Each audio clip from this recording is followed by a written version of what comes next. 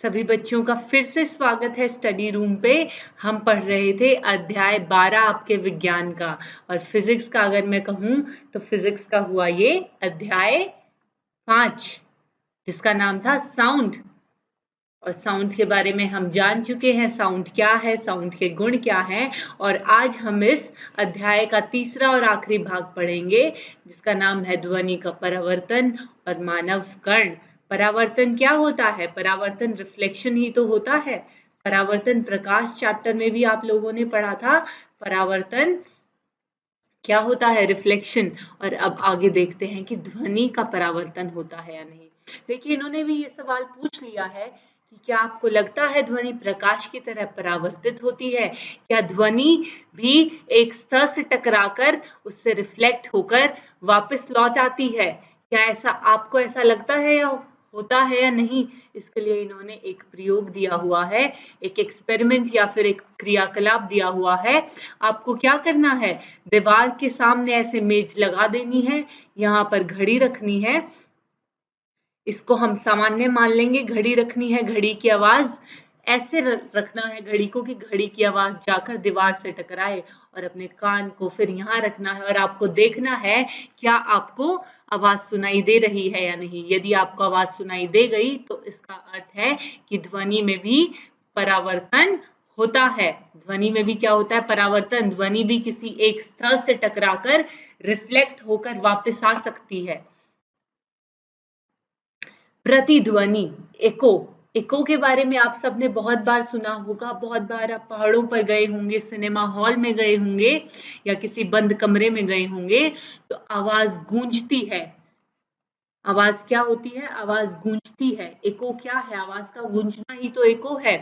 अब देखिए, जैसे आप किसी ऊंची इमारत पर गए या किसी पहाड़ पर गए, किसी पहाड़ के आसपास जाकर आप जोर जोर से चिल्लाते हैं, ताली बजाते हैं, कोई शोर करते हैं, तो आपको क्या महसूस होता है कि जो आवाज हमने प्रोड्यूस की थी अपने मुख से या किसी यंत्र से, वो हमें थोड़ी देर बाद वापस सुनाई दे रही है। थोड़ी देर बाद वही आवाज हमारे कानों तक वापस पहुंच रही है। इसे क्या बोलते हैं? हम इसे प्रतिध्वनि बोलते हैं। हम इसे अंग्रेजी में इको और हिंदी में हम इसे प्रतिध्वनि बोलते हैं। जो आवाज पहाड़ों से टकराकर या बाकी ऊंची इमारतों से टकराकर वापस हम तक आती है। ये देखिए, ये ध्वनि का स्रोत है। यहाँ से मूल लहर गई, यहाँ से जो ध्वनि की जो मूल लहर थी वो यहाँ से गई और यहाँ पे आकर इस वस्तु से टकरा गई। अब ये वस्तु से क्या होगी? वस्तु से ये परावर्तित होगी। अभी हमने प्रूव किया ना कि साउंड का परावर्तन होता है, ध्वनि का रिफ्लेक्शन होता है। तो ये इससे टकराकर वापस ध्वनि स्रोत तक जाएगी, वापस परावर्तन करेगी। ये देखिए, ये आदमी चिल्ला रहा है पहाड़ों में से, थोड़ी देर बाद अपनी ही आवाज वापस सुनाई देगी। अब प्रतिध्वनि सुनाई तो दे जाती है, लेकिन इसे सुनने के लिए कितनी दूर हमें किसी ऊंची इमारत से, किसी बिल्डिंग से या किसी पहाड़ से खड़ा होना चाहिए? इसके लिए इन्होंने एक एग्जाम्पल दिया है, जिससे हम जान लेंगे कि प्रतिध्वनि सुनने के लिए, एको को सुनने के लिए मिनिमम दूरी क्या होनी चाहिए। इन्होंने कोई तापमान दे रखा है 22 डिग्री सेल्सियस, और ध्वनि की चाल क्या दे रखी है हवा में? 344 मीटर प्रति सेकंड इन्होंने दे रखी है। तो ध्वनि को अवरोधक तक जाने तथा परावर्तन के पश्चात वापस स्रोत तक आने तक 0.1 सेकंड के पश्चात पहुंचना चाहिए, कि कम से कम 0.1 सेकंड उसको चाहिए अपने स्रोत से अवरोधक या किसी वस्तु के पास जाने तथा वहां पर लौट आने के लिए। 0.1 सेकंड तो कम से कम मिनिमम रिक्वायरमेंट है। तो फिर दूरी हम कैसे निकाल सकते हैं? हमारे पास टाइम है, हमारे पास स्पीड है, तो डिस्टेंस जो है, दूरी, समय और चाल होने के बाद दूरी आप लोग निकाल सकते हैं। 344 मीटर प्रति सेकंड को 0.1 से मल्टीप्लाई कर दीजिए, गुणमान इनका कर दीजिए, और आपको क्या मिलेगा? आपको 34.4 मीटर मिलेगा। तो जिससे हमें क्या पता चलता है कि न्यूनतम दूरी, सबसे कम दूरी प्रतिध्वनि को सुनने के लिए कम से कम 34.4 मीटर होनी चाहिए। ये 22 डिग्री तापमान के लिए है, इस चाल के लिए है। एक बार फिर से है, अतः स्पष्ट प्रतिध्वनि सुनने के लिए अवरोधक की ध्वनि स्रोत से न्यूनतम तय की गई दूरी की आध अर्थात 17.2 मीटर अवश्य होनी चाहिए। यदि आपको स्पष्ट सुनना है, प्रतिध्वनि को एकदम साफ साफ यदि आपको सुनना है, तो न्यूनतम दूरी कम से कम उसकी आधी तो होनी ही चाहिए। 17.2 मीटर से कम अगर दूरी होगी आप में और अवरोधक में, जहां पर जाके ध्वनि टकरा रही है, जहां पर जाकर आवाज टकरा रही है, तो नहीं सुनाई देगी। 17.2 मीटर जो है मिनिमम रिक्वायरमेंट है। उसके बाद आता है अनुरण, अनुरणन या फिर रेवर्बेशन जिसे हम बोलते हैं। आप यदि सिनेमा हॉल में जाते हैं, सिनेमा हॉल में जाते हैं, बड़े किसी हॉल में जाते हैं या किसी बंद कमरे में जाते हैं, सिनेमा हॉल में चलिए नहीं, ये ऐसा नहीं होता है, लेकिन किसी बड़े से बंद कमरे में अगर जाएंगे तो आपको काफी देर तक आवाज सुनाई देती रहेगी, काफी देर तक जो आपने बोला वो सुनाई देता रहेगा। ऐसा क्यों होता है? ये एक बंद कमरा है, यहाँ पर ये आप खड़े हैं और यहाँ पर आपने बोलना शुरू किया तो प्रतिध्वनि गई, यहाँ पर जाकर वो टकराई, अब वो यहाँ से आकर यहाँ टकराती है, फिर यहाँ टकराती है, यहाँ टकराती है, वो बार बार टकराती रहती है। वो तब तक टकराती रहती है जब तक उसकी पूरी एनर्जी खत्म ना हो जाए, और उसकी पूरी एनर्जी खत्म जब हो जाती है तो वो हमें सुनना बंद हो जाती है। लेकिन जब तक उसमें एनर्जी होती है वो दीवारों से टकराती रहती है और हमें बार बार सुनाई देती रहती है, और एक पॉइंट ऐसा आ जाता है जब वो बिल्कुल कम हो जाती है। तो ये जो बारंबार बार बार ये जो ध्वनि का परावर्तन होता है, रिफ्लेक्शन होता है, इसके कारण क्या होता है? ध्वनि निर्बंध, और इसे ही हम अनुरणन कहते हैं। इसे क्या कहते हैं हम? अनुरणन। आगे चलते हैं। ये देखिए, एक मनुष्य किसी खड़ी चट्टान के पास ताली बजाता है और उसे प्रतिध्वनि 2 सेकंड के बाद सुनाई देती है। तो समय क्या हुआ? 2 सेकंड हुआ। और आपको ध्वनि की चाल भी दे रखी है, स्पीड क्या है? 346 मीटर प्रति सेकंड। तो अब आपको सिर्फ दूरी निकालनी है, दूरी इन दोनों के गुणनफल से आप आसानी से निकाल सकते हैं। आगे चलते हैं। इसमें भी आपको समय दे रखा है, इसमें आपको चाल दे रखी है, तो आपको इसमें चाल दे रखी है तो दूरी आप इसी प्रकार से निकाल लेंगे। ध्वनि के बहुल परावर्तन का उपयोग, ध्वनि के बहुल परावर्तन का उपयोग से इनका क्या अर्थ है कि जो बार बार जो रिफ्लेक्शन होता है, बार बार जो टकराती है हमारी ध्वनि दीवारों से, उसका हम क्या उपयोग कर सकते हैं? उसका उपयोग होता कहाँ कहाँ है? उसका उपयोग होता है किसी मेगाफोन में या किसी लाउड स्पीकर के हॉर्न में, किसी शहनाई में, किसी वाद्य यंत्र में। ये सब इस प्रकार से बनाए जाते हैं कि ध्वनि सभी दिशाओं में फैले बिना सीधा पहुंचे। यहाँ पर ये देखिए, ये इसको नैरो इस प्रकार से बनाया गया है, इसको पतला इसलिए बनाया गया है ताकि ध्वनि को जगह ही ना मिले बार बार किसी सतह से टकराने की, और वो सीधा एक लाइन में बाहर आए, और बाहर आकर वो कितना ही फैल सकती है। उसके बाद और उपयोग क्या है? स्टेथोस्कोप। स्टेथोस्कोप में भी बहुल परावर्तन का उपयोग होता है। ये देखिए, उसमें बहुल परावर्तन था, ऐसे ऐसे ऐसे ऐसे टकरा के और सीधा सिंगल लाइन में ध्वनि बाहर आ गई थी। इसी प्रकार से डॉक्टर्स जिस स्टेथोस्कोप का यूज करते हैं, आप डॉक्टर के पास जाते हैं, आप बीमार होते हैं, आपके हार्ट की ध्वनि सुनने के लिए, आपके हार्ट की बीटिंग को सुनने के लिए डॉक्टर क्या करते हैं? डॉक्टर स्टेथोस्कोप का इस्तेमाल करते हैं, या और चीजों के लिए भी। उसमें भी क्या होता है? बहुल परावर्तन होता है, बार बार टकराती है, ऐसे ही टकराते टकराते टकराते टकराते वो आगे बढ़ती जाती है।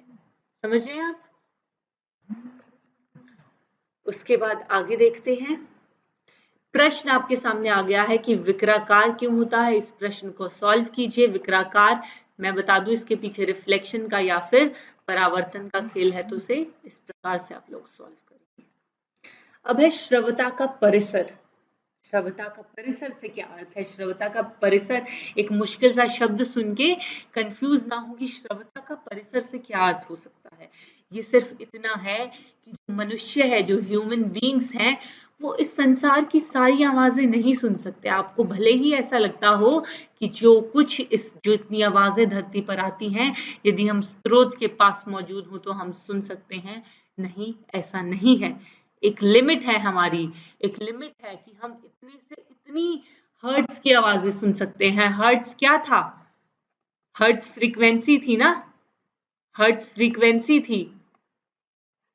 हमने पिछले भाग में पढ़ा था। तो हम लोग सिर्फ 20 हर्ट्ज से और 20,000 हर्ट्ज तक के बीच में जितनी आवाजें होती हैं, यदि फ्रीक्वेंसी 20 हर्ट्ज से कम है तो हमें नहीं सुनाई देगी, 20,000 हर्ट्ज से ज्यादा है तो भी हमें सुनाई नहीं देगी। हम सिर्फ इसके बीच की जितनी फ्रीक्वेंसीज हैं वो आवाजें हम सुन सकते हैं। हालांकि 5 वर्ष से कम आयु के जो बच्चे हैं, छोटे बच्चे हैं जिनकी उम्र 5 साल से कम है, वो कभी कभी 25,000 हर्ट्ज तक या फिर मैं कहूँ 25 किलो हर्ट्ज तक भी वो लोग सुन सकते हैं। लेकिन हम लोग सिर्फ 20 हर्ट्ज और 20,000 हर्ट्ज तक ही सुन सकते हैं, और इसी प्रकार से कुत्ते भी 25 किलो हर्ट्ज तक सुन सकते हैं। ये देखिए, ये है हमारी ऑडिबल रेंज 20 से 20,000 हर्ट्ज जिसे हम सुन सकते हैं। इंफ्रासाउंड हमारी ऑडिबल रेंज से कम, बिल्लियां इसे सुन सकती हैं, और हमारी ऑडिबल रेंज से ज्यादा जो है इसे बैट या फिर डॉल्फिन्स वगैरह मछलियां इसे सुन सकती हैं। लेकिन हम 20 से 20,000 हर्ट्ज तक सुन सकते हैं बस। अब हमारी जो ऑडिबल रेंज थी, हमारी श्रवता का जो परिसर था वो क्या था? वो था 20 हर्ट्ज से 20,000 हर्ट्ज। वापस चलते हैं, वो क्या था? वो 20 हर्ट्ज से 20,000 हर्ट्ज था। तो 20 हर्ट्ज से कम है उसे बोलते हैं हम अश्रव्य ध्वनि, उसे बोलते हैं इंफ्रासोनिक साउंड। 20,000 हर्ट्ज से कम आवृत्तियों की ध्वनि को हम क्या कहते हैं? अश्रव्य ध्वनि कहते हैं। ये अश्रव्य क्यों होती हैं? क्योंकि इनका जो कंपन होता है, ध्वनि कंपन करते हुए ही तो चलती है, इनका कंपन बहुत कम होता है। बहुत कम होने के कारण इनकी फ्रीक्वेंसी भी बहुत ज्यादा कम हो जाती है और इनसे इंफ्रासाउंड प्रोड्यूस होता है। एक एक उदाहरण क्या है, एक एग्जाम्पल क्या है इसका? पेंडुलम जो हमारा होता है, साधारण लोलक 20,000 हर्ट्ज से नीचे की ध्वनि को प्रोड्यूस करता है, इसलिए हम एक पेंडुलम की आवाज नहीं सुन सकते। उसी प्रकार से अल्ट्रासाउंड क्या है? 20 से 20,000 की जो लिमिट थी, यदि वो 20,000 लिमिट क्रॉस हो जाती है, उससे ऊपर जितनी ध्वनियां हैं वो आपकी अल्ट्रासोनिक है या फिर वो अल्ट्रासाउंड है। 20,000 हर्ट्ज से ज्यादा फ्रीक्वेंसी जिनकी होती है, इनमें कंपन बहुत तेजी से होता है, इसीलिए तो इनकी फ्रीक्वेंसी इतनी ज्यादा हो जाती है कि वो 20,000 हर्ट्ज से भी ज्यादा हो जाती है। डॉल्फिन, चमगादड़, पोर्पोइज जैसे जंतु इसको सुन सकते हैं। कुत्ते भी सुन सकते हैं 25,000 हर्ट्ज तक, लेकिन और छोटे बच्चे, इंसानों के छोटे बच्चे भी सुन सकते हैं, लेकिन हम लोग नहीं सुन सकते, एडल्ट्स नहीं सुन सकते। अब प्रयोग कहाँ कहाँ होता है ये देखिए। अल्ट्रासाउंड, कोई बीमार पड़ जाता है, उसकी शरीर की जांच के लिए अल्ट्रासाउंड के बारे में आप लोगों ने सुना होगा कि अल्ट्रासाउंड कराने जाना है। अल्ट्रासाउंड से आप अंदर के बॉडी पार्ट्स का पता लगा सकते हैं। इस प्रकार से देखिए मेथड दिया हुआ है। तो ये है एग्जाम्पल है कि प्राध्वनि जो है वो कहाँ कहाँ इस्तेमाल हो सकती है। उसके बाद आता है सोनार। सोनार का क्या अर्थ है? सोनार का अर्थ ना होगा, सोनार की फुल फॉर्म है, ये दे रखी है आपको, साउंड नेविगेशन एंड रेंजिंग। इन शब्दों से मिलकर बना है सोनार। सोनार क्या है? सोनार से होता है, सोनार आपका ट्रांसमीटर और डिटेक्टर लगा दिए जाते हैं जहाजों में, और वो बहुत ही हाई फ्रीक्वेंसी क्या हुआ? अल्ट्रासाउंड हो गई, प्राध्वनि हो गई। अल्ट्रासाउंड को वो छोड़ते हैं अपने ट्रांसमीटर से अपने सी के बेड पर, ताकि दूरियों का पता चला सके, वो लोग ये पता चला सके कि जो पिंड स्थित हैं, जो समुद्र में जो पिंड हैं वो कितनी दूर हैं। दूरी मापता है सोनार, एक ट्रांसमीटर और एक डिटेक्टर की वजह से। ये नाव और जहाज में लगाया जाता है, नाव और जहाज के नीचे ये लगा हो सकता है, और ये अल्ट्रासाउंड छोड़ता है और देखता है वो अल्ट्रासाउंड कितनी दूर तक जाती करती है, इससे वो दूरी का पता लगाता है। ये एक और एग्जाम्पल है, एक और एप्लीकेशन है किसका, आपकी अल्ट्रासाउंड का या प्राध्वनि का। ये देखिए, मान लीजिए समय अंतराल आपको दे रखा है और समुद्र में ध्वनि की चाल कितनी है, 10 है। वो 10 मीटर प्रति सेकंड भी हो सकती है, 10 किलोमीटर प्रति घंटा भी हो सकती है, कुछ भी हो सकती है, वो यूनिट पे डिपेंड करता है। और दूरी कितनी हुई, 2d हुई, स्तर से पिंड की दूरी 2d, और 2d क्या हुआ, 2d vt। समय हमें पता हो और हमें यदि चाल कितनी है वो पता हो, तो हम क्या निकाल सकते हैं, हम निकाल सकते हैं दूरी, कि पिंड कितना दूर स्थित है, समुद्र कितना गहरा है। इसे हम इको रेंजिंग भी बोलते हैं। क्या बोलते हैं, इको रेंजिंग। और इसका बहुत ही लंबे स्तर पर, इसका बड़े स्तर पर इसका इस्तेमाल किया जाता है समुद्रों में दूरी नापने के लिए। ये एप्लीकेशंस है आपकी प्राध्वनि की। ये देखिए, ये एक आपको रियल लाइफ एग्जांपल दे रखा है। देखिए इसको, यहाँ से सोनार छोड़ी जाती है, ये नीचे यहाँ पर सोनार जाती है, ट्रांसमीटर और डिटेक्टर से माप लिया जाता है। एक उदाहरण है, आपको समय दे रखा है, पर आपको क्या दे रखा है, आपको टाइम दे रखा है, तो आप कैसे निकाल सकते हैं, 2d क्या हो गया, vt हो गया। v आपको दिया हुआ है और t आपको दिया हुआ है, d आप अपनी तरफ से निकाल सकते हैं। ऐसा ही ये सवाल है, समय और चाल दी हुई है आपको।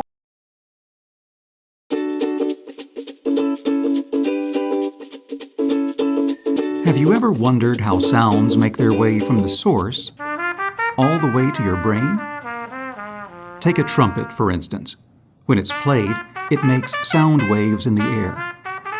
The outer ear catches the waves, which then travel through a narrow passageway called the ear canal. The sound waves reach the eardrum, which is a membrane roughly half the size of a dime. They make the eardrum vibrate, which in turn vibrates 3 tiny bones called the malleus, incus, and stapes. These bones amplify or increase the sound vibrations and send them to the cochlea. The cochlea is shaped like a snail and is the size of a garden pea. It is filled with fluid, and the sound vibrations make this fluid ripple, which creates waves. Hair-like structures called stereocilia sit on top of hair cells and are grouped together as hair cell bundles inside the cochlea. The hair cells inside the cochlea ride these waves, and the hair bundles are moved.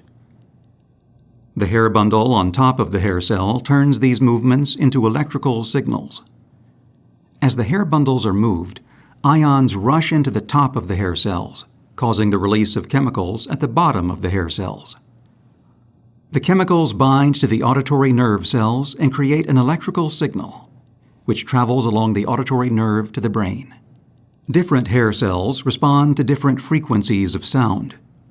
The hair cells at the base of the cochlea detect higher-pitched sounds, such as a piccolo or flute. The hair cells toward the top of the spiral detect progressively lower-pitched sounds, such as a trumpet or trombone. At the very top or apex of the spiral, the hair cells detect the lowest-pitched sounds, such as a tuba.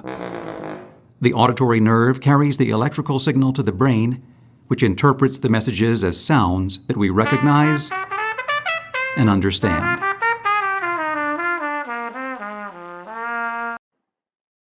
अब आपके सामने है मानव कर्ण की संरचना, structure of human ear. हम तो सिर्फ कान से ही सुन सकते हैं ना, ईयर ही हमारी ऐसी चीज है जिससे हमें सुनाई देता है। हमारी क्या, बल्कि जितने जीव जंतु जो सुनने के काबिल हैं वो अपने कानों से सुनते हैं। तो देखिए, आपको कान का ये स्ट्रक्चर दिया हुआ है, इसे ध्यान से देखेंगे। सबसे आगे है यहाँ पर कर्ण पल्लव, पिन्ना, जो ये बाहरी रूप है, इसे क्या बोलते हैं हम, कर्ण पल्लव, या अंग्रेजी में हम इसे पिन्ना भी सुनाई देते हैं।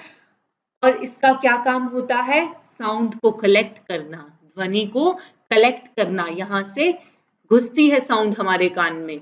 इसके 3 हिस्से हैं, बाह्य कर्ण, मध्य कर्ण और अंत कर्ण। 3 हिस्से हैं ये हमारे कान के, आउटर ईयर, मिडल ईयर और इनर ईयर भी हम इसे बोलते हैं। कर्ण क्या हुआ, कर्ण आपका कान को बोला जाता है। यहाँ ये श्रवण नलिका है, जहाँ से आवाज यहाँ से आती है, इधर से घुसती है, मुद्रक पे, फिर निहाई पे, वल्यक और श्रवण तंत्रिका, कर्णावत, कर्णपट, ये सब आपके हिस्से हैं जिन्हें आप अगली क्लासेस में डिटेल में पढ़ेंगे। ये आपके मानव कर्ण की संरचना है। सबसे पहला हिस्सा याद रखिएगा, कर्ण पल्लव है और ध्वनि जाती है श्रवण नलिका से अंदर जाती है, ठीक है। और ये कर्णावृत है, जिसे कोकम भी बोलते हैं अंग्रेजी में। इसी प्रकार से ये सारे पार्ट्स हैं। कर्णपट को ईयर ड्रम भी बोलते हैं, जहां पर आवाज जाकर लगती है और आगे पहुंचाई जाती है। ये है मानव कर्ण की संरचना। और इसी के साथ हम ध्वनि पाठ को यहीं पर समाप्त करते हैं। यह अध्याय आपका पूरा हो गया है। सबसे फिजिक्स में सबसे आसान अध्याय है और सबसे इंटरेस्टिंग है ये। तो आइए दोहराते हैं कि हमने क्या क्या किया है। ध्वनि कैसे प्रोड्यूस होती है, कैसे उत्पन्न होती है? कंपन के कारण होती है।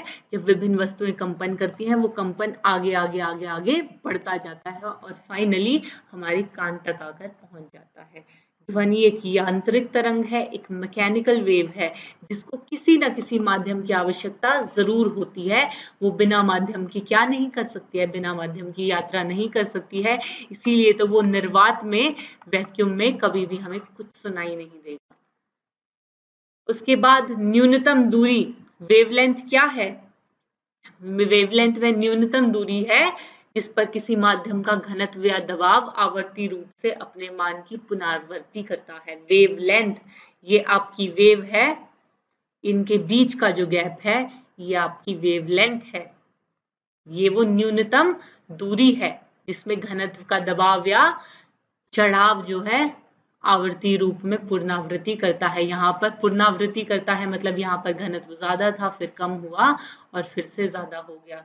इसी तरह से आपका टाइम पीरियड है कि इस एक दोलन को, ये एक दोलन हो गया, एक दोलन को पूरा करने में कितना समय लगता है। इसी प्रकार से आपकी फ्रीक्वेंसी हो गई कि एक सेकंड में कितने दोलन, एक सेकंड में कितने दोलन एक जगह से गुजर सकते हैं।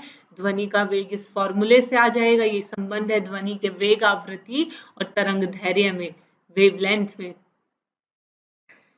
उसके बाद ध्वनि के परावर्तन का नियम क्या है? ध्वनि के परावर्तन के नियम के अनुसार ध्वनि के आपतन होने की दिशा तथा परावर्तन होने की दिशा परावर्तक सतह पर खींचे गए अभिलोम से समान कोण बनाते हैं और ये तीनों एक ही तल में होते हैं। इतनी बड़ी बातों को देख के आप कंफ्यूज ना हो कि ये सब क्या है, ये तो मुझे समझ नहीं आ रहा है। इसका सिंपल सा अर्थ है रिफ्लेक्शन। लाइट का रिफ्लेक्शन आपने पढ़ा है ना, यहाँ पर इसी प्रकार से ध्वनि का रिफ्लेक्शन है। यहाँ से ध्वनि टकराई, ये नॉर्मल है, इसके परपेंडिकुलर जो लाइन है उसे नॉर्मल बोलेंगे। ये कोण और यहाँ से वापस गई तो ये कोण और ये कोण बराबर हैं, बिल्कुल हमेशा बराबर होंगे और ये तीनों एक ही तल में होंगे। ये है ध्वनि के नियम, ध्वनि के परावर्तन के नियम। ध्वनि की तीव्रता किसे कहते हैं? ध्वनि की तीव्रता बोलते हैं एक सेकंड में गुजरने वाली ध्वनि की ऊर्जा। एक सेकंड में जितनी ऊर्जा वहां से गुजरी वो ज्यादा हुई तो ध्वनि ज्यादा तीव्र है, कम हुई तो कम तीव्र है। और कुछ गुण हैं जैसे तारत्व, प्रबलता और संगत, ये सब तरंगों के जो गुण है। तरंगों के गुण क्या क्या थे? वेवलेंथ, तरंग दैर्घ्य, आवृत्ति यानी कि फ्रीक्वेंसी, टाइम पीरियड, इन सब पे डिपेंड करते हैं। और मानवों की ध्वनि की श्रव्यता कितनी होती है? 20,000 हर्ट्ज से 20,000 किलो हर्ट्ज, इतनी ही फ्रीक्वेंसी के अंदर ह्यूमन सुन सकते हैं। इससे आगे पीछे हम लोग नहीं सुन सकते हैं। और अवश्रव्य क्या हो गया? अवश्रव्य ध्वनि हो गई 20 हर्ट्ज से कम और प्राध्वनि हो गई 20,000 किलो हर्ट्ज से 20,000 हर्ट्ज से ज्यादा। और इनके बहुत सारे यूज हैं प्राध्वनि के, चिकित्सा में, और मैंने अभी आपको सोनार के बारे में बताया था। तो ये हो गया हमारा, क्या हो गया, ये यहीं पर हमारा खत्म हो गया ये पाठ।